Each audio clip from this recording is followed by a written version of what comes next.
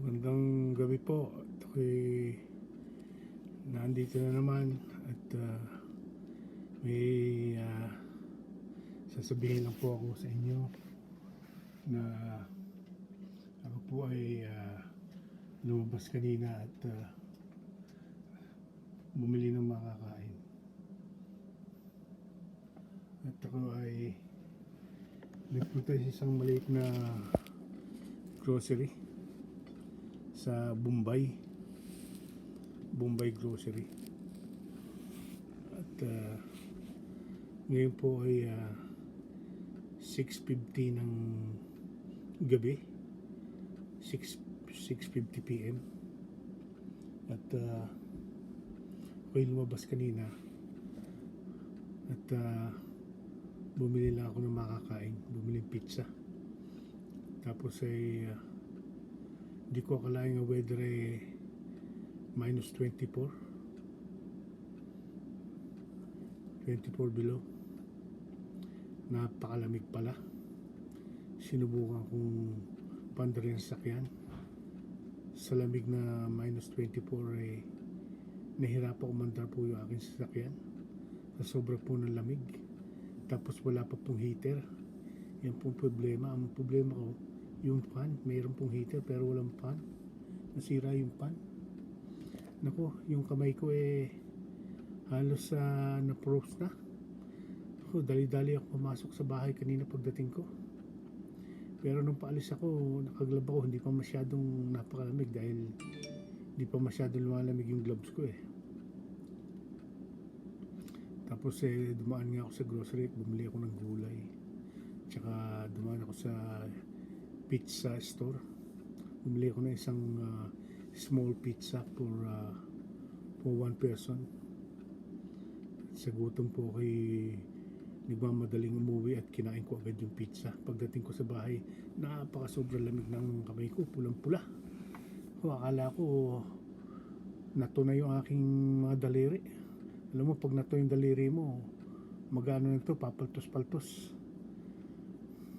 Mangingitim ang kuko. Nako, baka maputulan ng kamay sa sobrang lamig. Napakahirap po rito sa lugar namin. Pag nag-snow, hindi malamig pag nag-snow. Malamig pero hindi po makakasakit ng mga balat sa lamig. Kasi pag nag-snow rito, hindi masyadong mataas ang temperature. Yung sa lamig, bumababa po. Pero pag tumigil po ang snow, yan po ang masakit dyan. Sigurado lalamig. Para ka na pong nasa freezer. Kailangan todo jacket. Kasi nung nagtrabaho rin ako sa warehouse dati sa HelloFresh, nako, ang aming pinagtatrabaho ni freezer ay napakalamig. Talagang nagyayelo rin sa loob. Palibasa malawak yung warehouse. Hindi masyadong nakaka-apekto sa mga tao yung masakit sa kamay. Kasi ang lamig pwede mong i-reduce pababa. Pero pagka nihinay mo, aandar lahat yung fan. Pag mandar yung fan, sobra ang lamig noon. Tsaka mapakaingay. Kaya meron nakikwit dahil sa ingay. Hindi kaya yung ingay tsaka yung lamig. Kasi nagre-repa kami ng mga karne, gulay, mga dry goods, yan, mga dilata, itlog, yan. Hindi na po frozen itlog dahil binabawasan nila minsan ng lamig, pero pag hindi binawasan talagang grabe po, talaga pong napakalamig. Kailangan pagka papasok sa loob ng warehouse, kailangan naka-jacket. Kailangan mo tatrabaho ka, naka-jacket ka. Ang hirap magtrabaho po pagka naka-jacket, makapal masyado. Tsaka sa aming edad na mahirap na sa tuhod, masakit sa tuhod na. Nilalamig na yung tuhod mo. Tsaka yung kamay mo, minsan lamig na lamig din. Kaya minsan lumalabas talaga ako, hindi ako makatagal sa loob. Pag lumabas ako, meron dapat kapalit para may nagtatrabaho sa loob. Si trabaho ko doon lead hand. supervisor. Tapos may mga tao rin ako doon, pag sinabi kong gawin niya ito, gawin niya, kailangan gawin. Pati ako, tulong kami lahat. Kahit na supervisor ka, kailangan sa dami ng trabaho, kailangan tumulong. Hindi pwedeng yung mga tao mo lang ang magtatrabaho. Kailangan tulong-tulong at para mabawasan ang trabaho. Kasi sa loob ng isang araw, ang trabaho tuloy-tuloy. Hindi nauubos ang trabaho. Tira ka ng tira. Kaya kailangan pagka nagbe-break ang isa, hindi pwedeng kasi sabay-sabay. Kasi meron na iiwan sa loob na nagtatrabaho. So yung mga kasama kong iba, kailangan maiwan din. Yung iba magbe-break, yung iba maiiwan para tuloy-tuloy ang trabaho. Kanina talaga lumabas ako, sobra po lamig. Ang ginawa ko para hindi ma-froze yung windshield ko, hindi siya ma-froze o mag-ice, binuksan ko yung window para yung hangin, yung lamig mapasok, para yung windshield ko hindi ma-froze.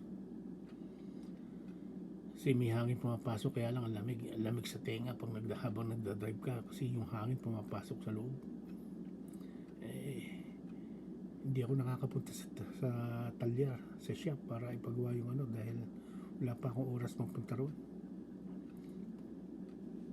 Isang araw siguro paggagawa ko yung sasakyan at magkaroon ako ng heater. Ang hirap po pagka yung heater, may heater ka pero wala namang fan. Yun ang masakit doon. Wala nagbo-blow the heater para matunaw yung snow. Yan po. Ako po'y nakikibalita sa mga taga-Pilipinas. Ano ho ba nangyari na sa naayos na ho ba ang dinaanan ng bagyo? Sana po'y natulungan ng mga nakaupong politiko. Sana matulungan mabuti ng presidente. Kasi alam ko magaling itong presidente natin si Duterte. Napakaganda ng ginagawa niya. Nakikita ko nagdo-donate ng mga pera at saka pagkain, tsaka ibang mga politiko nagbibigay din. Yung mga ibang senador hindi marunong magbigay, parang hindi nagbibigay, hindi nagdo-donate. Wala akong nakita ng nagdo-donate. Si Robredo nagpunta ron, wala man dalang pagkain. Paano ba yan? Pwede bang picture taking lang doon? Bira. Dapat pagpunta ka ron, may dala-dala ng pagkain, may dala kang pera, pamigay sa mga tao naghihirap doon ngayon. Kasi talagang matindi ang tama ng udet sa lugar na yun. Sa Siargao mga puno, bali-bali, ang mga bahay tanggal ang bubong, iba giba talaga, plakda talaga. Ising talagang dapa, bagsak. Kita ko, pinapanood ko sa araw-araw yung nangyayari doon sa lugar na yun na dinaanan ng bagyo. Talagang kawawa po talaga ang mga tao. Yung iba nag-iiyakan na, pero yung iba matatagal loob. Talagang hanggat maayos nila ang kanilang bahay, aayusin. Pero yung hindi na halos maayos, talagang wala nang magagawa. Tatayo na lang yata ng ang iba doon ng tent. Ang hirap po talaga pagka ganito may bagyo. Sana magkatulong-tulong ang mga Pilipino dyan, yung lalo na mga politiko, mga may pera. Sana matulungan yung mga naghihirap doon. At yung mga pare, inuulit ko na naman, sana huwag na makialam yung mga pare. Pare kayo, dapat kayo magturo na lang ng kabutihan doon sa mga tao nagsisimba dyan, sa simbahan ninyo. Huwag na kayong manira ng mga kapwa nyo tao. Yung mga politiko, huwag nyo nasisiraan. Ang bihira naman. Gawin nyo na lang mabuti para sa mga tao at maging neutral kayo. Kayo. Padala nyo ang salita ng Diyos sa mga tao, hindi yung salita ng hindi maganda sa mga politiko. Meron kayong kinikilingan. Dapat walang kilingan, dapat neutral lahat ng mga pare. Wala kang kinakampihan. Dapat nga ipagdasal nila ang lahat ng mga politiko. Kung sino mabuti, kung sino masama, ipagdasal para maging mabuti sila lahat. Sana magkasama-sama na lahat ng mga politiko tsaka mga tao mamili ng tamang kandidato sa pagka-presidente at para ang bansa natin ay mapabuti.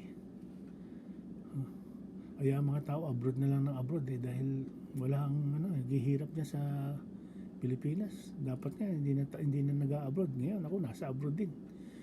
Gusto kong umuwi dahil yan ang lupa kong sinilangan. Pero dito na rin ako tumanda. Halos sa kalahati ng buhay ko dito ako nakatira. Sa lugar na ito, sa malamig. Gusto ko na talagang makauwi. Sana maging maganda ng patakbo ng ng magiging pangulo ng Pilipinas. Pagandahin ang pagtakbo ng pag-asenso ng bansa. Sana at saka yung mga taong nag-retire na sana makapagtrabaho pa rin kahit na matanda na, yung mga matatandang gustong magtrabaho. Sana makapagtrabaho sila. Sana walang diskriminasyon sa mga edad. Kasi pag mayroong diskriminasyon sa mga edad at hindi makapagtrabaho, kawawa naman sila. Dati-dati nung panahon nung hindi makapagal, hanggang 70 ang retirement Pag nagtrabaho ko sa isang company, doon ka na lang, pwede ka na mag-retire nung panahon ni makapagal. Hanggang kay Marcos, ganun. Ewan ko, parang nagbago. Parang may age limit na ngayon dyan sa Pilipinas. Parang pag umidad ka na ng 30, parang mahihirapan ka na kumuha ng trabaho. Dapat pantay-pantay, kay bata, kay matanda, tanggapin sa trabaho. Kung kaya pa nila magtrabaho, tanggapin nila sa trabaho.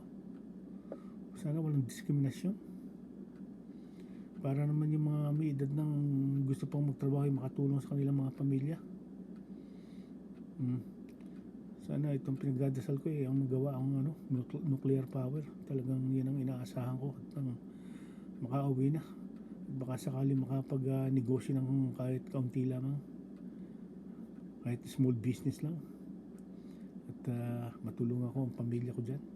Kasi may pamilya rin po ako na iwan dyan. Ako naman po nagtrabaho dito mabuti para makaipon para sa aking pamilya. Kasi nung pumunta ako dito, kasama ko ang pamilya, mga magulang ko Sama ako, 3 kami. Magulang ko at saka ako nung nagpunta ako dito. Kasi nagpunta ako rito walang asawa. Yung mga walang asawa, makakapunta rito. Yung may asawa na, kailangan gawa ng paraan para makapunta rito.